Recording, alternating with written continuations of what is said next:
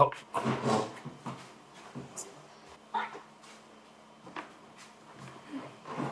Mormons, sorry. Take off my shoes, don't embrace me, baby. Just fill a glass of ice. Think I care what happened at school today? You don't teach them nothing, not what they need. Welcome to another episode of Graham Sparkman Music Production. I'm your host, Graham Sparkman, and I'm joined here today by two other friends of mine, fellow musicians, enormously talented singers and songwriters. First, we've got Mr. Kent Caldwell. You want to wave there, Kent? And my very own brother, Cedric Warner Sparkman, has tuned in to the program this evening. And we're going to be talking about a project, an album that we recorded together 20 years ago this year. So all three of us worked on it together. The album was released in 2004, and this being 2024 makes it 20 years old. So for the 20th anniversary of the album, I thought it would be really cool to sit around and reflect and talk about how the album came to be, and maybe do even a little comparing and contrasting with, how we recorded back then versus, how we're recording now. So with that being said, I would like to introduce these guys to you. I'm not going to spend any time really introducing myself because if you've watched my YouTube videos or you've subscribed to my channel, I've spent a lot of time talking about my family and my music background and my upbringing and how I came by music. So for sake of time and efficiency, I'd rather just spend the time speaking to my guests this evening. So we're going to start with Mr. Kent Caldwell. Kent has been a lifelong musician. He comes from my hometown of Hazard, Kentucky, an amazing singer and songwriter and guitar player. He's been in numerous different bands spanning over 30 years. So I thought I would just give him a little bit of an opportunity. Kent, why don't you just share a little bit about your music background and the Non-Dairy Creamers and the different bands that you've been a part of, around Hazard, and just tell us a little bit about yourself. Basically just started at when I was around 15 years old.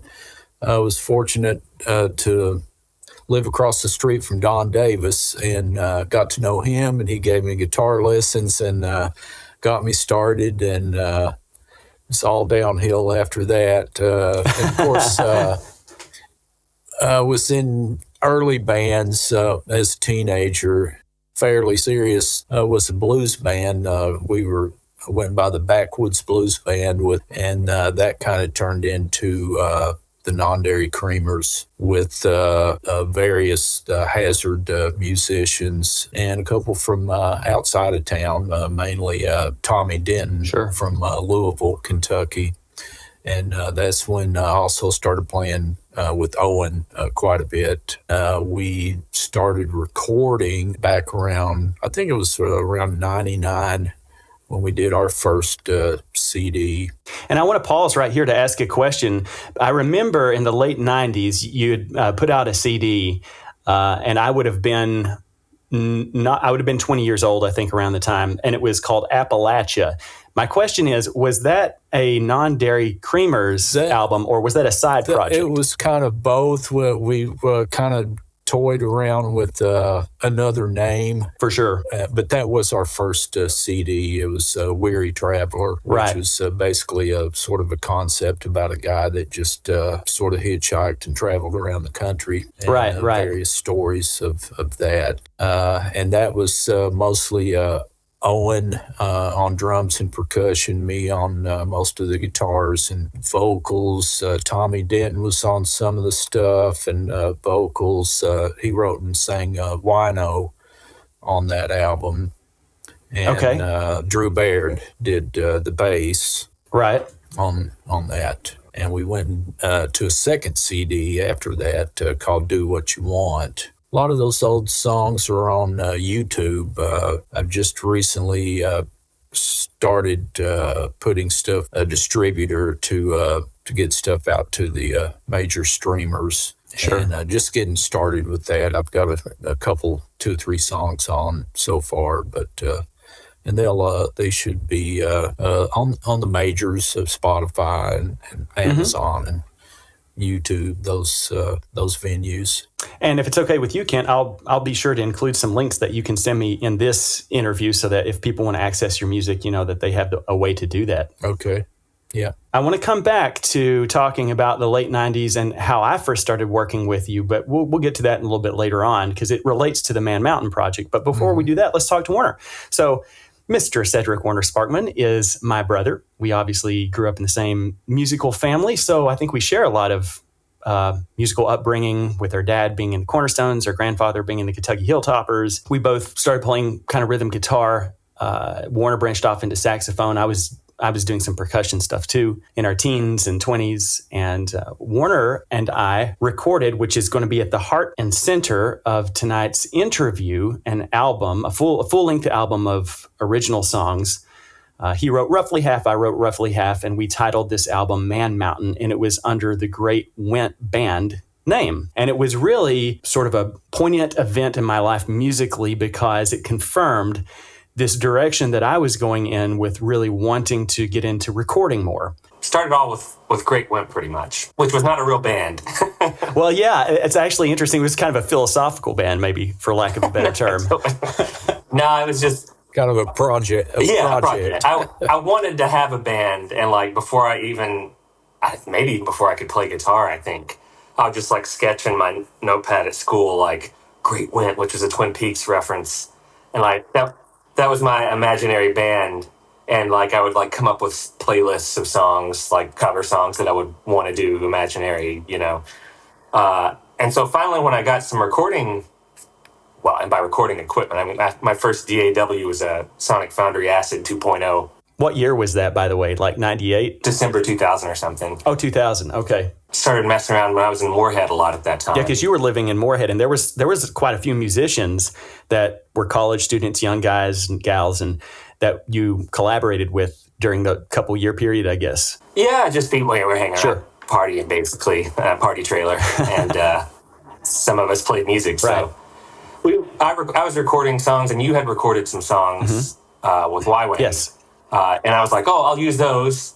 That'll be like, and then I've got a couple songs. I co-wrote some songs with some friends, and it was really just kind of pieced together like all the influences really on the sleeve. Like you can tell exactly what the influences are on every song. Sure. But it was very loose. Yeah, it was like the songs came from all sorts of different places.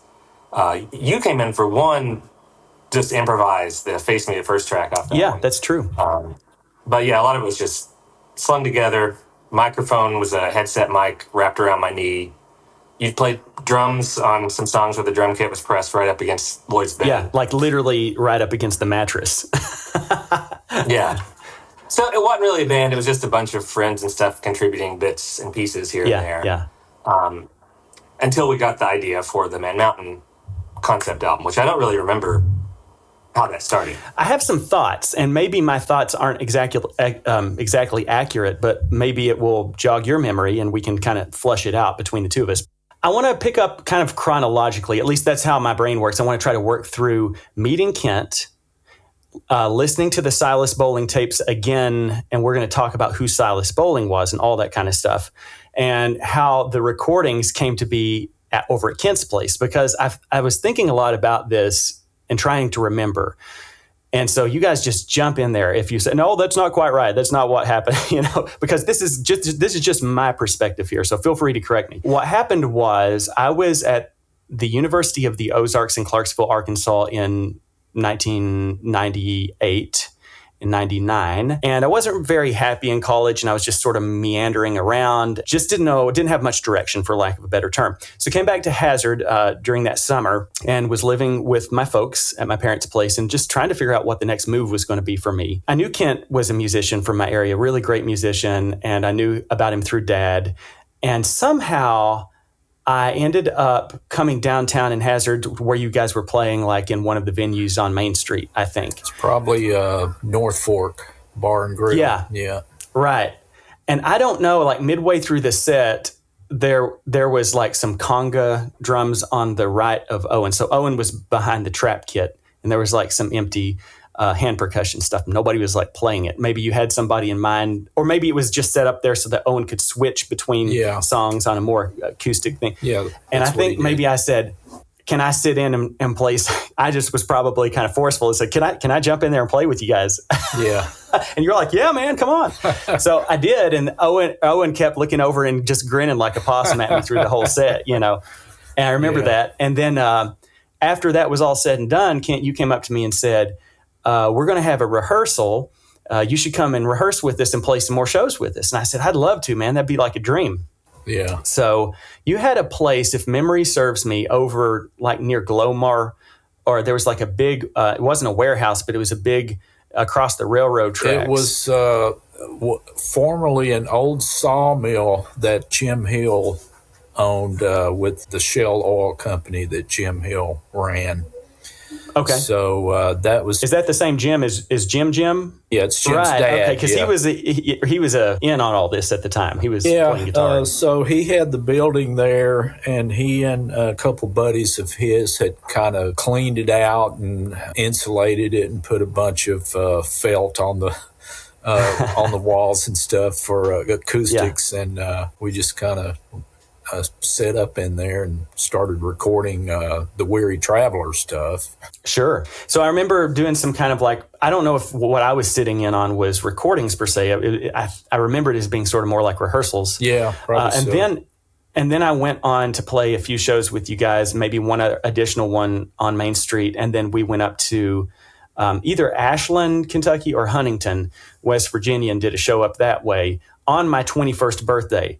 So it was a really weird day. I turned 21. Dad kind of threw like a little bit of a music thing for me up on Town Mountain where we lived. And Paul Spare came and played drums. And a few musicians kind of came up. And then other friends were kind of coming up. But anyways, I left from the party to go play music with you guys up in Huntington or Ashland or somewhere like that. So I have a very funny memory of doing that. But the reason I share all of this is because by the time Warner and I started entertaining the idea of making an album, like a full-length album of mostly original material, I'd already been working with you. And so I think that's how I was like, oh, well, if we're going to record this, let's just go record at Kent's, because I already knew you had recording gear, and that it just seemed to be like a natural fit. Yeah. Well, we had recorded the Weary Traveler and then the Do What You Want CD, and I was kind of standstill, really didn't have new stuff to work on. And then you came and said, hey, let's record a album, a concept album, the idea that you had. And I was like, I'd like to work with some other guys. And So getting back to how we kind of got this wild idea to make this album. So I first have to talk about, so Warner kind of mentioned about the Great Went band and that it was more of a project, and it was just a loose thing that anybody kind of operate under that umbrella and contribute, the people that we knew, musicians, etc. But there was this guy in East Kentucky who was a Leslie County native who was an old man when I was a little boy. His name was Silas Begley Bowling. And he was sort of a larger-than-life character. He had a lifelong career in the military. I think he was honorably discharged in his older age. He was an intelligent, well-spoken, eloquent man who had a deep voice and a command with storytelling and engaging people. And he would walk everywhere in his retirement after he was retired from the military, from Leslie County around the Hyden area to Hazard even, and back in a day. And he would just talk to people on the street, people that he met randomly. And it didn't take long before he wandered into the radio station that our family, and I'm saying our Warner and my family owned, WSGS in Hazard. And he would walk in, and my uncle Shane Sparkman and my dad took note of the fact of like, this guy's got a really like an announcer kind of a voice, we should record him. So they would just put him in front of a microphone and hit record in one of the empty studios. And he would ramble just about anything that was, off the cuff, right off of his head. Sometimes it was geopolitics. Sometimes he would bring poetry in and read poetry. Sometimes he would bring original poetry in that he kind of wrote himself, or just talk about the weather or whatever he wanted to talk about. But it was always interesting, and you never knew what you were going to get. And I think that was part of the fascination. So they never knew when he was going to come by, because it was always unannounced. So they just kind of had tape ready to go anytime, and so over the years they collected kind of like a lot of Silas Bowling. And they eventually they dubbed that stuff from reel to reels off onto cassette tapes. And so when Warner and I were growing up, that would have been what we heard were those cassette tapes that were dubbed off of Silas's original off-the-cuff remarks and such. And that's where you guys got the ideas for the songs, just from listening to that stuff. Well, I think Warner had taken the tapes to Moorhead. Warner, is that correct? Like you had him, and you were kind of maybe listening to him in Moorhead a little bit. Yeah, I had the cassette tapes. I think you listened to him a lot when you were younger, but yes, I didn't really listen to him much until I took him to Moorhead, and I was like, 20 or 21. Right. And listened to him with friends. We thought they were really interesting, and some of them were really funny and weird. Mm-hmm. But yeah, I think you knew way more about Silas, like his story and everything. I think I thought it was really cool that you had pulled out the tapes and were listening to him again. And maybe it was on a trip into Moorhead where I just kind of said, wouldn't it be awesome if we like wrote an entire album based off of these tapes of Silas Bowling? And I think it was kind of a joke at first. We weren't really going to maybe go through with it or anything, like so many things. And then I remember I got married in 2001, and we were living in Wabaco, and we had a little apartment right across from the Mother Goose. And I remember sitting on that bed with Dad's white Stratocaster and writing on a notepad with a pen what would become Silent Saint, which was kind of like the first track on the album. And then shortly thereafter, a few months after, we moved up to Fargo, North Dakota, where my wife was from and raised. And I just kind of kept whittling away at songs. And I remember being up there and writing Aqua Vitae. And then I was kind of encouraging Warner on his, to contribute some songs. And maybe you wrote one or two. I don't know if you remember which one you wrote first, Warner, if it was probably not the title track, Man Mountain, maybe. No. It's not necessarily good to be back home, maybe. Or I think that was the first one. Yeah. Well, the first Great Win album came out in 2002, so that didn't get finished until 2002. Right. But I can't remember if there might have been some overlap with starting the Man Mountain stuff. Sure. Which didn't come out until like 2004. Correct. Right. But I do remember that apartment you had up there. And I think the first time you invited me over to hear you, you just kind of played it for me, your Silent Saint song. Yeah. Yeah. And got excited about it and the idea of doing the whole album. I don't remember how long it took until I wrote a song, but I remember I had been toying with just doing that, an arrangement of Silas's original song, Eulogy to a Man Mountain, or For a Man Mountain. I can't remember now. Sure. I might have started with that, just arranging that in a more sparse, Johnny Cash sort of right. American period way. And I did that, I remember, at Moorhead sometimes for fun. I played it. And at some point, I guess I wrote that it's not necessarily good to be back home. Right. But I was maybe unhappy with it or something. I remember, so you wrote, Take Me for a Ride, I think, to fill the gaps of that song. I can't remember. Yeah, I'm a little foggy on when they started overlaying or coming together. But I do remember one of the big catalysts for me was, at that point, as I mentioned, I was living in Fargo, and I was going to be coming home over Christmas, and I'd called Kent on the phone and said, Kent, could we record this thing? And he was like, yeah, man, come on over. So I was coming in at Christmas, and then I was like, oh crap, I really I'm only going to be there for a week before I have to come back to Fargo. So I got to make every minute count. So I really went to work, and I wrote I'd already had maybe 2 or 2.5 songs. And so by the time, a month later and Christmas came and we made the trip down to Kentucky, I had 4 solid songs, and I was intending to get in there and record all 4 of those, which was really became that first session, I think. Mm-hmm. Yeah. And so it would have been like Aqua Vitae, Silent Saint, Gray Man Mission, and Take Me for a Ride. I think those were the first 4 during that first session. Kent, which one was the one about the atomic bunker? That one came later, and that was based off of one of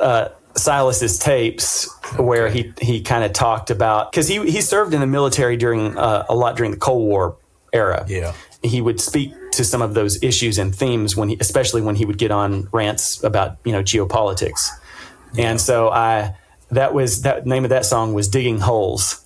Yeah. And I recorded that one a little bit later into the project, if memory serves me, up in Fargo.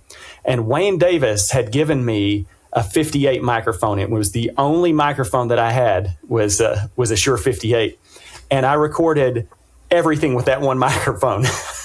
So I was going to a Methodist church at the time, and the drums, I just put the 58 sort of like in the middle of the kit, kind of where it would kind of pick up the kick and kind of pick up the snare and wouldn't be too washy with the cymbals. And so that I remember that, and recorded the vocals in there on the 58 and maybe some of the guitar parts, and then sent that mix down to you for additional overdubs, which you did like bass and lead guitar, and made it sound great because it was real sparse prior to me sending it to you, Kent. Do you remember that the first session where we came over to your place in Yerkes? How long had you been in Yerkes at that point? Okay. I'd probably been there less than a year, probably. I remember, when we committed to doing this and got started, I didn't know what to expect, of course, because I hadn't heard the music. But as soon as you guys came in and started, going through the songs, and the first thing that struck me was the chord progressions were just really great. Well, they were super weird, especially mine. I would sit down and try, like intentionally try to not play like predictable chord progressions for the most part, and sometimes it just totally wouldn't work, and then other times it kind of did. Yeah, what you guys came up with worked, and of course, it went well with the lyrics too, being the concept album about Silas, and I was familiar with Silas just from what little bit I'd heard of him on WSGS, sure, occasionally over the years. So I was just interested in the project being a concept album about Silas Bowling, and then. Right. You guys started playing the songs. I was like, all right. Right. Here we go. Yeah. So I think this might be a really good time to pause and actually watch some of the footage. And this, in a kind of a weird way, this might be like a never seen or never heard before, maybe more accurately, because I thought it would be really cool so I should back up. So we had a VHS camera on some of those first sessions, and Warner and I brought it in and just kind of recorded what we were tracking just in those first sessions. And for those of you who are watching this YouTube interview and you don't really maybe understand how overdubbing works, so in most cases, the musician is listening to the mix in their headphones, and then they're recording or cutting their isolated parts in with the mix so that functions as a separate track. And that's exactly what we were doing during this first session. The thing is, if you only listen to the camcorder audio, you're only hearing what that individual cut as it was happening in real time in the room. So I thought it would be a really cool idea to try to sync up the mix from the album and weave it in and out. Okay. So that you can kind of get some context of both the isolated part that was being recorded in the room and how that kind of functioned with the album. So that's the kind of never heard before part. So and, let's, go ahead. I don't think we ever really tried starting songs with click tracks either. We just went drums and guitar. And and I think, and much, me not being like a really great drummer, I think what I did, if memory serves me, is I would put down like the rhythm guitar parts first, right? And then I would put like a scratch vocal track down, and then I would lay drums down. Well, if the rhythm guitar sort of goes up and kind of goes down, then I'm trying to follow that with the drums. So it's a little bit with the cart in front of the horse or the whatever kind of a thing. I really should have probably cut those with the click, and it would have been a lot more rhythmically clean. But I think by the time Owen came in, Warner, didn't he use a click on on the later sessions? I think there was a click on at least one that I remember, maybe a couple. Like Man Mountain, I remember was so long. Not that I had to play that. Well, I played that 12-string acoustic, like bar chords the whole way through, like 3 chords the whole thing. Right. It was hard, even with the click. I did not keep time all that great. I'm surprised your hand didn't fall off. With yeah. And I think we had to punch in a few times there. Yeah. Yeah. If you listen to the intro on "It's Not Necessarily Good to Be Back Home," I almost think he has to have a click because there's dun dun dun dun dun dun, and there's like you got to have something counting, to come in like with those cymbals the way he did, So sure. Let's watch a little footage here.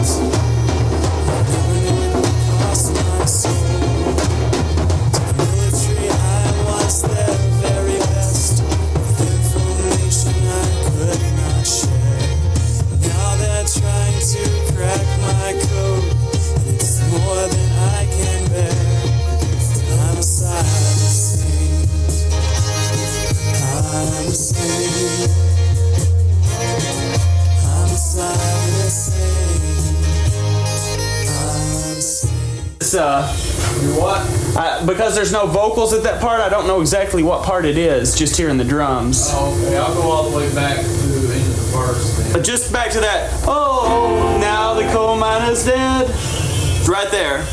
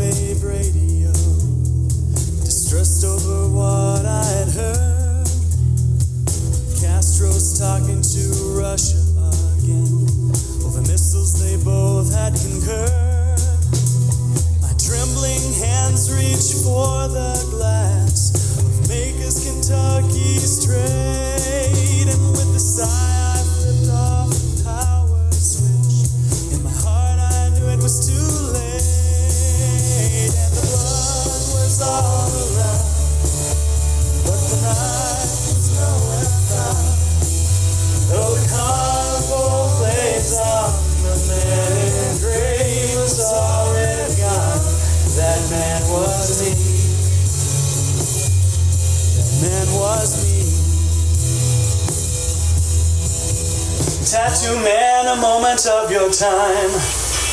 Hear the words I say. The missiles, they move upon us, and we almost get away.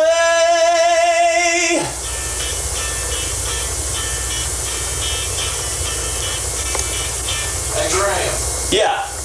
Can you do that? Come in there. That may be the solo right there.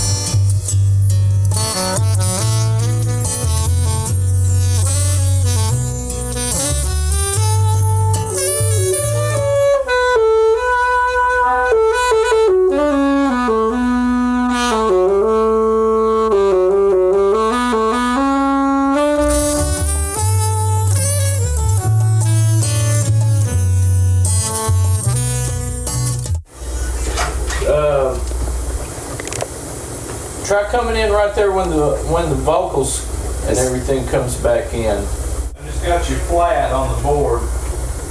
All right. I'm just gonna let it play here and then get. Yeah, let me get a feel of it.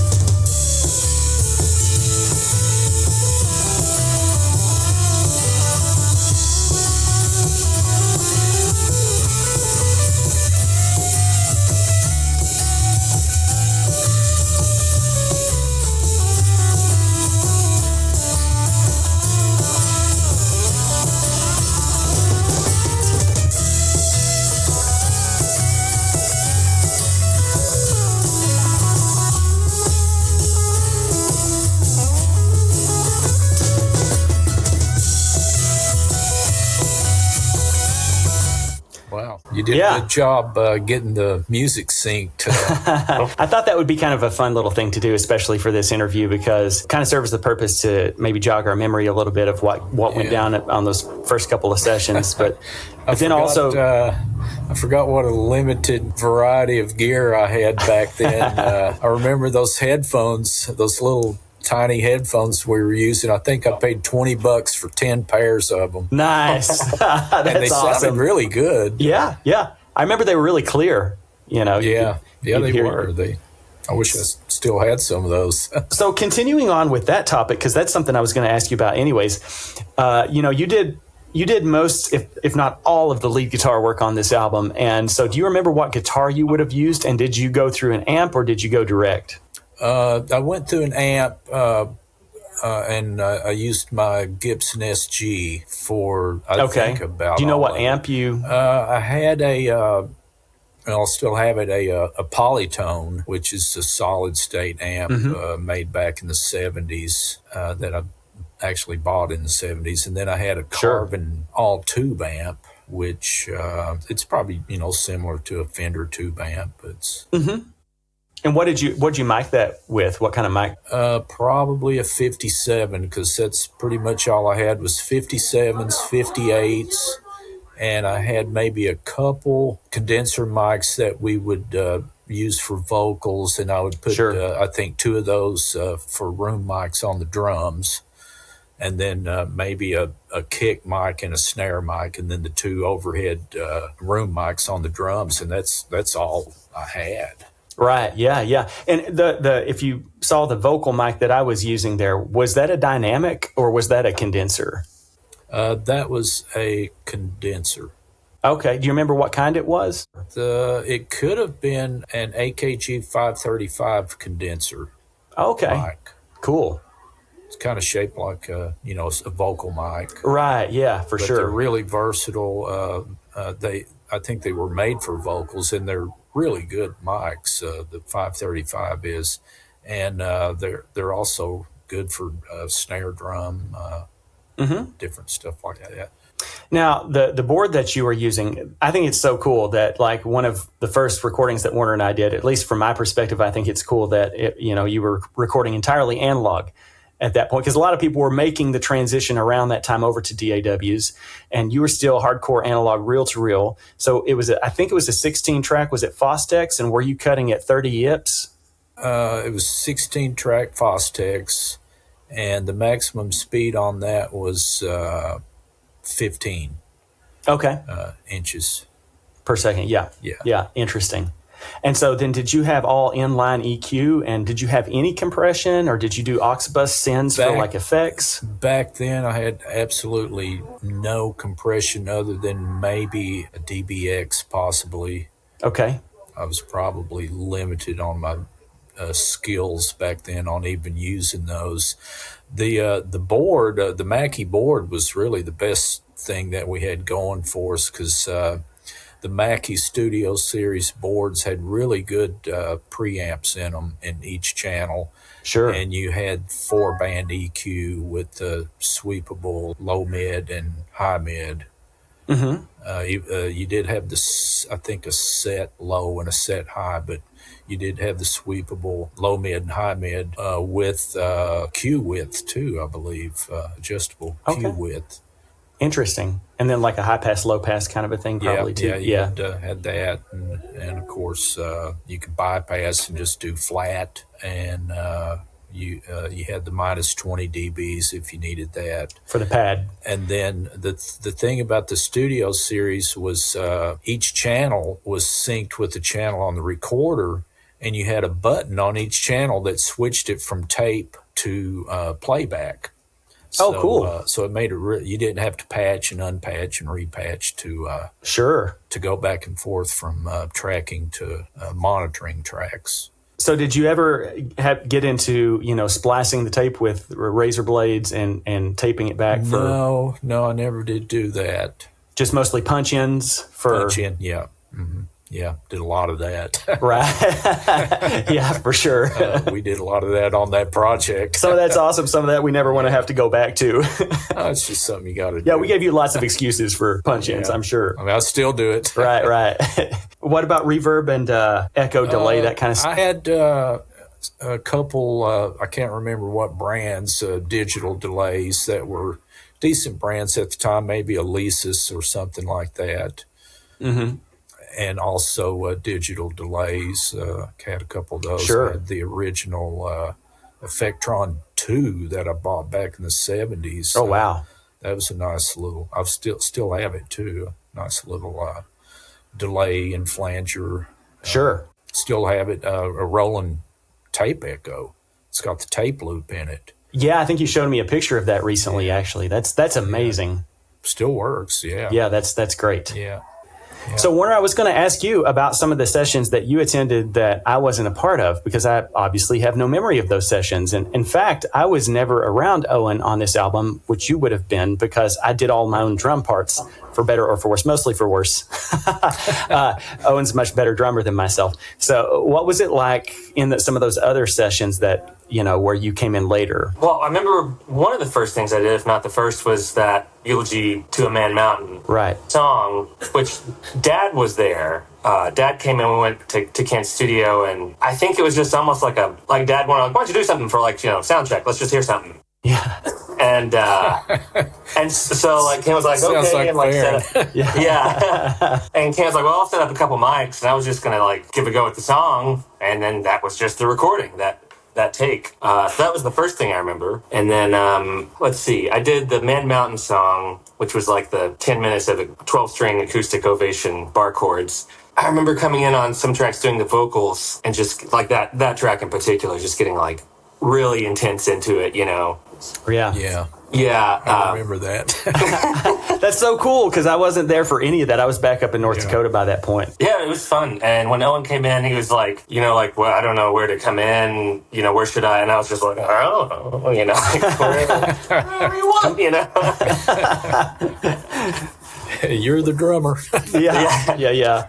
He's like, well, this song is going on for a long time, it's mostly 2 chords, which is fine, but, and I was like, yeah. I'm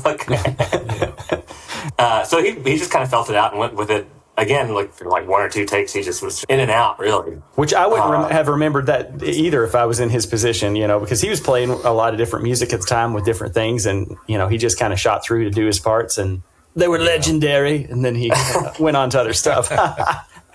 So let's talk a little bit about, speaking of legendary, let's talk about the late Drew Baird, who came in and played bass. You saw some footage of him there towards the end of that last clip.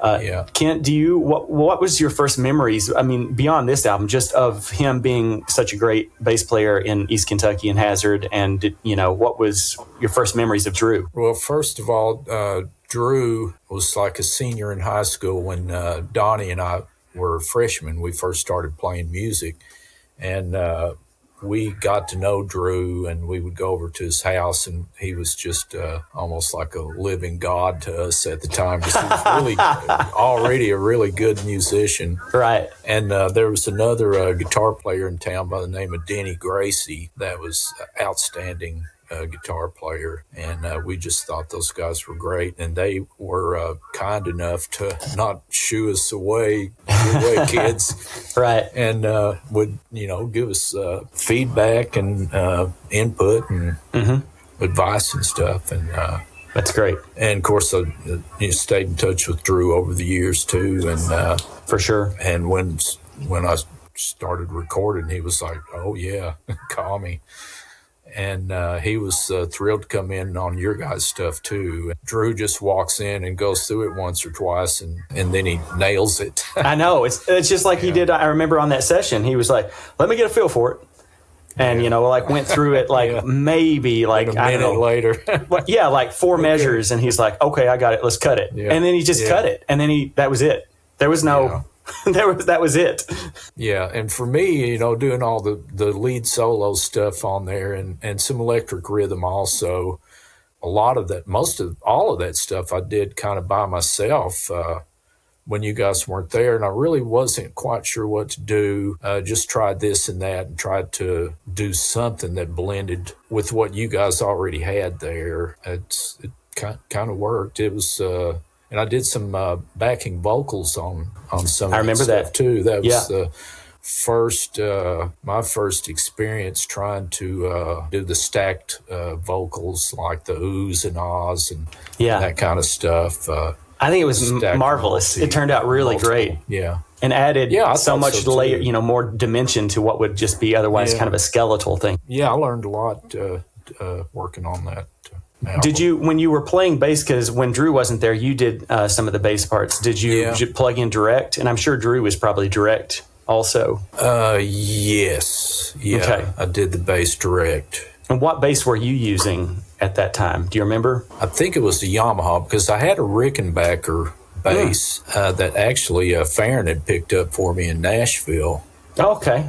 And it was red sunburst, the classic Rickenbacker bass that everybody plays.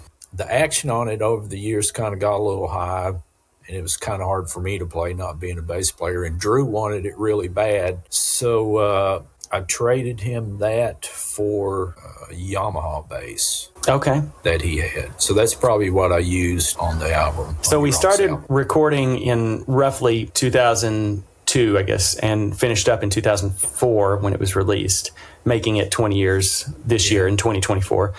When it came out, there was no such thing in those days as, streaming services and Spotify, et cetera. Yeah. What do you guys have memories of how it was received, if only in a very local setting, sharing it with? Okay, let's hear. Well, we had, like Kent said, he recorded his guitar parts mostly by himself, his lead guitar. And you were in Fargo sending us stuff, and, we were rarely all together at the same time. So I'd only heard mixes or rough mixes for Silent Saint, Eulogy to a Man Mountain, maybe one other, I can't remember, but I hadn't heard much of the album yet mixed until I got all of them from Kent, the CD pretty much, like the definitive mixes done. Yeah. Right. And so I was here we go, and put it in to listen to with friends for Moorhead. So I heard Silent Saint and then went to the next track, and I remember that it's not necessarily good to be back home. The first time Kent's guitar kicks in with Owen's drums, and the guys are like, "Oh, dude, yeah!" They're just like, "This is great." Yeah. And continuously throughout the album, it was all a surprise for me too. Not having heard it, even though I worked on it. You're hearing it for the first time. Yeah, the Man Mountain track and just the killer solo Kent played going on, and we're just oh yeah, that was I didn't get to hear it from that perspective, of not hearing the final product like you did, just coming in and putting a few tracks on, and then months later hearing the final product. Right. It must have been a fun experience. It was and my friends had heard the songs roughly on acoustic guitar. Yeah. And they were kind of I don't know, is this going to be any good?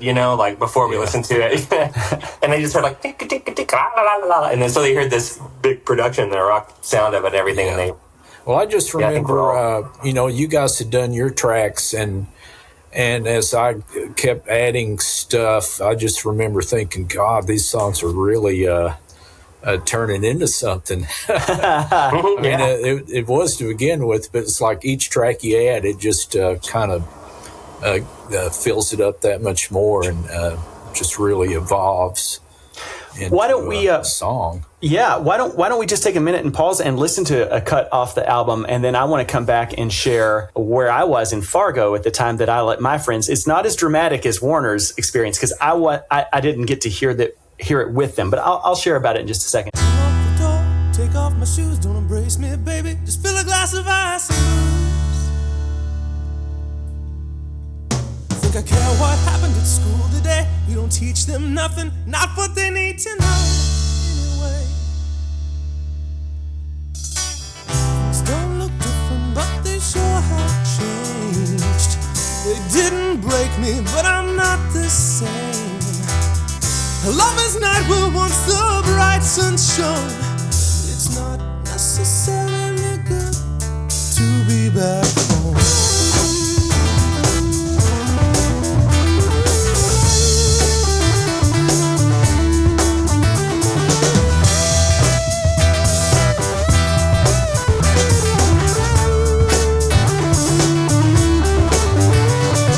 Distant and resigned, my mind is fine. If I could just get past that one moment in time.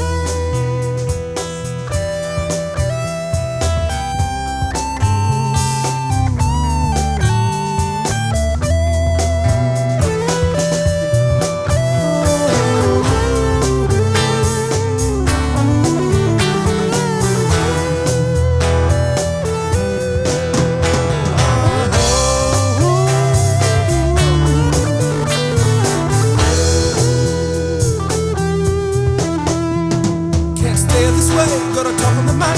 It's 30 miles to hazard, a good long healthy hike. I put my shoes back on, button up my coat. Gonna tell the people there to get out and vote, vote, vote.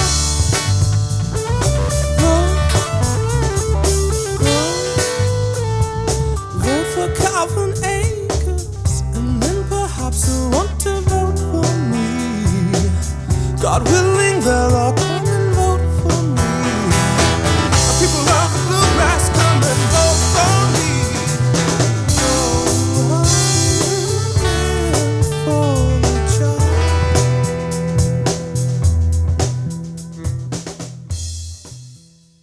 So there we have, It's Not Necessarily Good to Be Back Home, which was one of Warner's original songs. And Warner and I kind of, I wrote roughly half, and Warner wrote the other half of the album original stuff. You wrote you still have to read it. You wrote 5. I wrote 2, co-wrote 1, and then did the Silas cover. Okay. Yeah. So that was some of Silas's poetry or something, or was it his song that he wrote? Oh, you mean Eulogy to a Man Mountain? Yeah. That was his own poetry, as far as we know. He recorded it live at the radio station, just the vocals, and then Bob Hell later played mandolin on it. And I guess they played it at the radio station, his version, which was interesting. If you haven't heard it, it's available. We could provide it for you. Yeah, it's pretty cool, actually. I haven't heard that. It's more like, he's like, the words, no music, titled Eulogy to a Man Mountain. And he's like, ain't got time, I gotta go, I gotta roll. But yeah, that was just something I thought we had to do. If it was the Silas Bowen thing, we had to include that one song he sort of did on the radio, I guess, that you made. And I want to play just maybe an intro to this upcoming clip here, because I think, if I remember correctly, Kent, you wanted to do some sort of percussion elements. I had just only recorded rhythm guitar and sang lead vocals, and it was pretty sparse. And so you did this percussion thing, and I said, "How did you get that sound?" And you said, "Well, I just put some change in my pocket of my blue jeans, and I just sort of patted on them with my hand." And so, if you listen to it, it kind of sounds like that, but it sounds super cool. So let's listen to that right now. I forgot about that.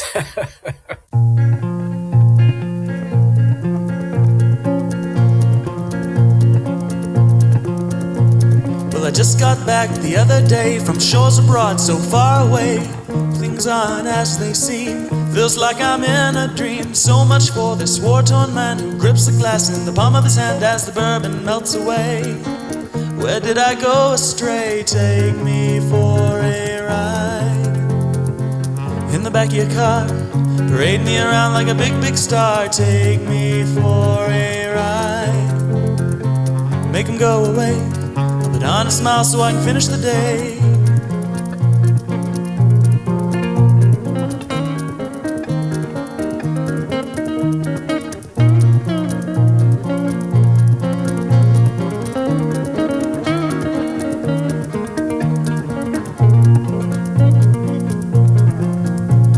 I jumped from my bed in the middle of the night. So there you go. I think Warner was playing maybe some keys on that song too. Yeah. Okay, Doing some organ parts and stuff. Was that a keyboard that was at Kent's place, Warner, that you were using? Yeah. Okay. Was it like an electric keyboard kind of a thing? I believe so. Okay. Kent would probably know more than I think I played whatever he had there. Sure. I can't remember. I know I had the Juno 106, the Roland. Right. But I can't remember having any other keyboard there, unless it was possibly one of those Air things that my grandmother had given me. I might have had there for a while. I think that's kind of what it sounds like. Right. Because it doesn't really sound like a synthesizer. Right.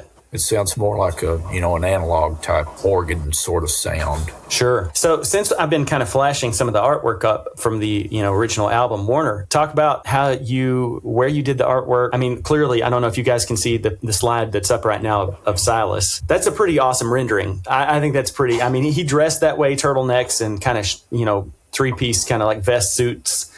even just when he would walk, around just to talk to people in casually. So tell us about some of your inspiration for the artwork, because you did all the artwork, Warner, didn't you? Yeah, I just had photos, of Silas, and just kind of did my take at it. The front cover, I think you sent me the background you wanted to use, that rolling hill there. Sure. Yeah. And I just put photoshopped my artwork, which I had done with charcoal on a big, sketch pad. I think I just photoshopped that artwork on top of that old photo. Right. I think it looks super cool because it looks kind of like, I don't know, like weird AI. In a weird way, because it almost looks kind of human, but then it looks drawn, and then the background is like a real thing, but it's vintage, and it's like the layering of all that, So pretty cool stuff. Kent, I was going to ask you that big silver sparkle drum kit that I was playing on. Did that belong to Owen, and did he leave it at your place? Was it just kind of camped out there? Those were Paul Spare's drums that he brought out there when I first started setting up the studio. Sure. He brought them out, and I do remember Owen. When he came out there to do that, he said they sounded absolutely horrible. And he said he was amazed that I got them to sound that good in the recording. Right, yeah. I don't know if it was just old heads on them or what, or just not in good tuning or what. But right, yeah. He said they sounded horrible. I know Paul always like to use those hydraulic heads where you have the 2 layered heads with the hydraulic fluid in between. Sure. And maybe they were just old or something. Interesting. Owen wasn't too thrilled. Right, with the sound. Right, that's funny. So I was going to share with you guys briefly. So I was living up in Fargo at the time this came out in 2004, and I was working in the hospital, and there was, roughly 25 or 30 different coworkers that I worked with. And for whatever reason, just coincidence, most of us were younger folks, single, in our 20s. I was married, obviously. But there was a very carefree camaraderie kind of a vibe in that department. And they got wind that I was, I was coming out with this new album, and they were all super excited about it. So, of course, this, like we said, predates in kind of streaming service, where people access music that way. So when it came out in physical CD format, I had, maybe 100 CDs or something like that. And they all bought them up. It went to the whole department. Where did you get the CDs duplicated at? Warner, I can tell you a little bit about that. Warner will talk to this. So, living mostly in Moorhead, Kentucky at the time, I was going back and forth between Hazard and Moorhead and Lexington. Mostly in Moorhead, and my friend and Graham's friend Lloyd worked at a computer shop / printing place, and they had at the time a state-of-the-art laser printer and scanner and everything. So we printed all of the CDs ourselves from that office using their laser printers, and we had a CD stamper. We burned them all. Lloyd had Okay. So what you're looking at right here, because I never did get one of those. I've got a master or two that I made, and then I gave you guys, I think, maybe 1 or 2 masters, and that was all I ever had, really. This is an original pressing from 2004. Okay, one of the old school with all of the artwork, and then let me open it up here. You can see the artwork there on that side. Yeah. So this is a very old copy that I just pulled out. So I got a copy, Ken. You can have mine if you want. So yeah, it kind of made a big splash in the hospital that I was working in at the time, which was kind of funny. But I didn't have the wonderful experience that Warner had of actually almost like a listening party where you're sitting down with your friends and you're all hearing it together. The first time I heard it, I was totally alone. I was in my apartment in Fargo.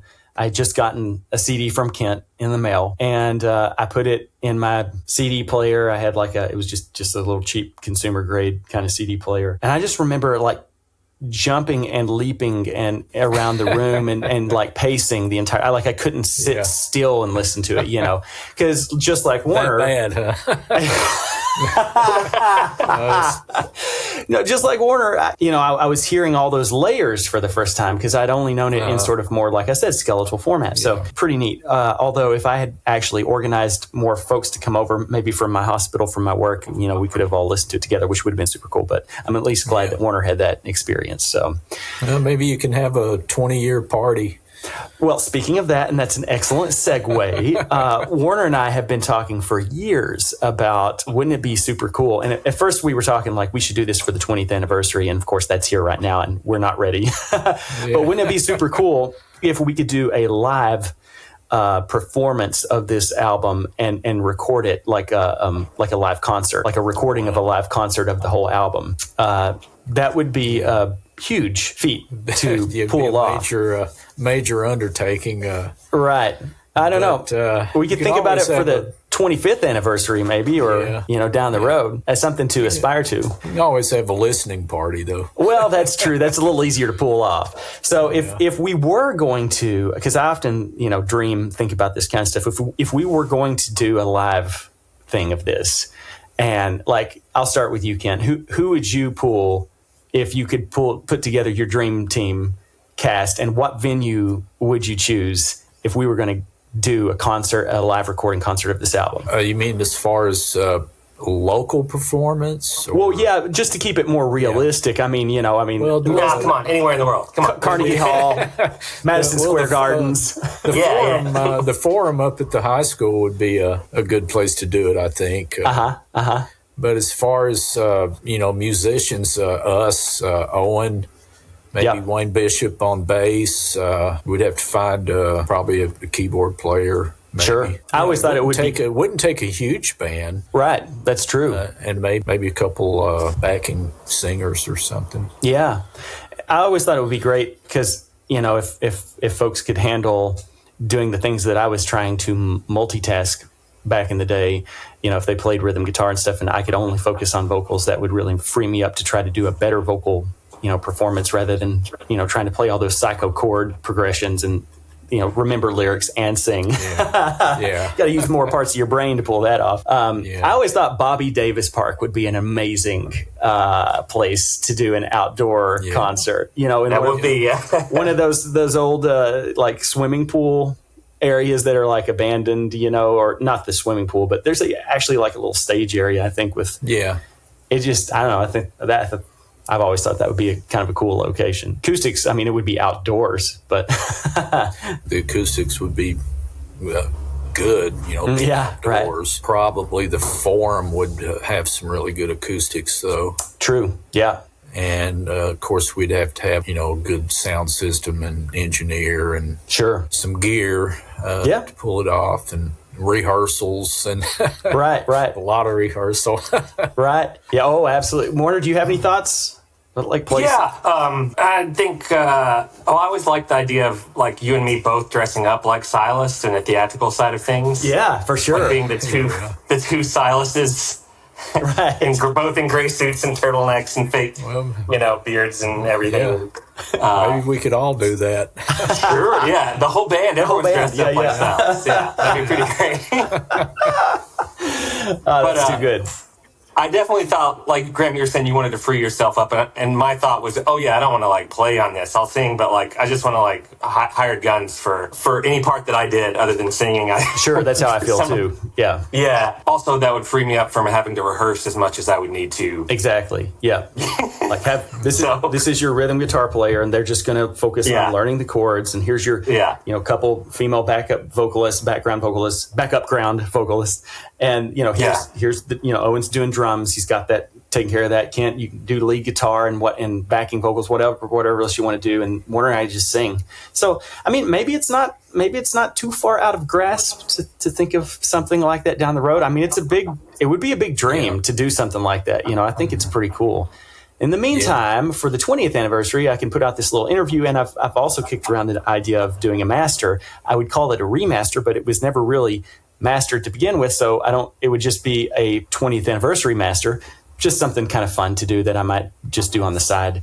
But beyond that, a live show, that'd be the real pot of gold. Yeah. I think, something to reach for. So Any thoughts in conclusion of things that you wanted to talk about that we did not cover? We're kind of wrapping up here, so. Being the engineer and then doing a lot of the tracks, recording your all's tracks, and then spending a lot of time mixing it and stuff. And even when I do this with my own music, you listen to the song so many times, you get to the point to where you don't even want to hear them anymore. Sure. Because it just never sounds fresh because you're just constantly working on it. Yeah. So sometimes, usually what I'll have to do is when the song is done, I'll just intentionally not listen to it for months and months and months. Yeah. And then come back and listen to it, and it's like, wow. That's yeah. I've definitely had that experience, yeah. Yeah. I always say that by the time it goes out to the world, it's kind of like I'm kind of done hearing it by that point. Yeah, you're kind of burned out and on take it. Take a break. After you hit the rewind button 2,000 times to mix it. And because the board that I used, even though it's just 16 tracks, there wasn't automated faders, and you just have to go through the mix over and over and over until you think you finally got to the point to where you're splitting hairs. Well, that's actually, I'm so glad you brought that up, because that was in my list of questions that I wanted to ask you. I mean, not having motorized faders means that you had to have hands and fingers and toes and every other digit on some kind of fader at any given time to work that. And for folks that haven't ever mixed, especially younger folks that are coming up that have never been involved in the analog world, they have no clue of what that could be. But that's like an art in and of itself. Yeah, and basically you figure out which tracks you can just leave set at one volume, and then figure the ones that you have to pull in and out. Right. And there was, with 16 tracks, you think 16 tracks is a lot, but you run out really quick, especially when you start stacking background vocals and stuff like that. You can put background vocals on 4 tracks, and there's 25% of your tracks, so you have to bounce those down to, say, 1 track or 2 tracks, to free up a couple more tracks to put new tracks on. So, absolutely. It's a lot. It's a lot. It's an art and a craft, and it's and you got to go once you start pinging like that and bouncing. It's got to be right, because if it's not, you have to erase it and go back and do everything all over again. For sure. So you have to be careful on your levels and so on when you start. That's one thing that's kind of beautiful about the analog process, is that whole like limitations breeds creativity kind of a concept, that sometimes being more limited makes you work harder to come out with a better performance than you would if you knew you had 500 gazillion takes to get it right, or you could just, fix anything in post. So it kind of makes you think of it more like a performance, I think, at least that's from my perspective, that's what I've encountered. So my boards and stuff just started getting really flaky over the years. Every time you turn them on, there'd be a whole new set of problems.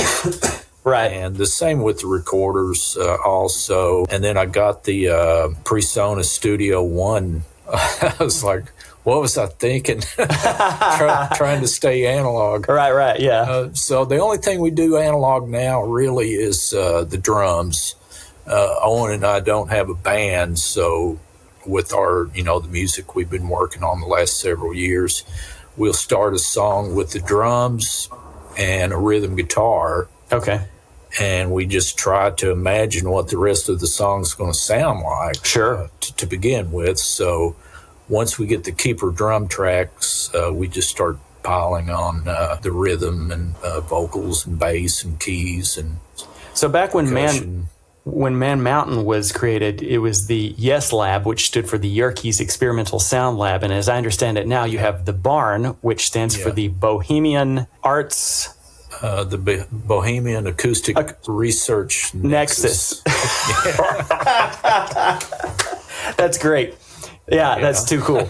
So, so you mentioned the fact that you're in a DAW, and I'm sure you have, you're utilizing plugins, and you probably have a much larger microphone locker than you had back in the day when we were cutting Man Mountain. So, yeah, it's not great or anything, but it's quite a bit better than what we had then. Right. Yeah, for sure. Interesting. Yeah. And do you want to mention any new projects that you're working on for the folks? Owen and I are in the process of putting some of the old stuff and our current stuff on a distributor to get it out to the major streamers. Sure. And we're no longer using the non-dairy creamers because we just discovered several years ago that there was a curse of the non-dairy creamers. And what was that? Everywhere we played music went out of business. So we decided to quit using that. But oh, man. We're currently using the Caldwell and Sloan project. Okay. Is how we're distributing that. Sure. So that's how it can be searched on the major streamers. The Caldwell and Sloan project. And if you give me any links that you want posted, I'd be happy to do so. And the same for you. I'll send you some, yeah. Warner as well. And I'm also trying to get set up, I'd like mastering, like a budget mastering service for up-and-coming independent artists. That's and nice. possibly mixing service too. Sure. I wouldn't mind trying to help some people if they need it. That's great. Yeah. Warner, any other thoughts from you before we close out? Anything you wanted to cover that we didn't cover? Okay. Well, I can't thank you guys enough for, being a part of the 20th anniversary and a special look back to a very unique album that we all got to work on together 20 years ago. And for me, like I said at the top of this thing, very poignant in that it really helped me understand that I really wanted to go more in depth with recording. And it's kind of like that whole feed a man to fish, teach a man to fish concept. I knew that because I had lots of albums that I wanted to record, and if I was ever going to be able to, afford them, I needed to figure this out for myself. So. It was sort of a stepping stone between being more of a live performance-based musician and going with the more studio artist. So the people that I've listened to it, probably the most common word to describe it's unique. Everybody says it's unique. Right. Yeah, that's super cool. Awesome. Well, thanks again, guys, for joining me, and really appreciate your participation with the 20th anniversary interview. And we'll be sure to post some links down below. If you're not already subscribed to my YouTube channel, please take time to do that and give a thumbs up, and it helps the channel out, all that good stuff. This has been Graham Sparkman for Graham Sparkman Music Production, signing off.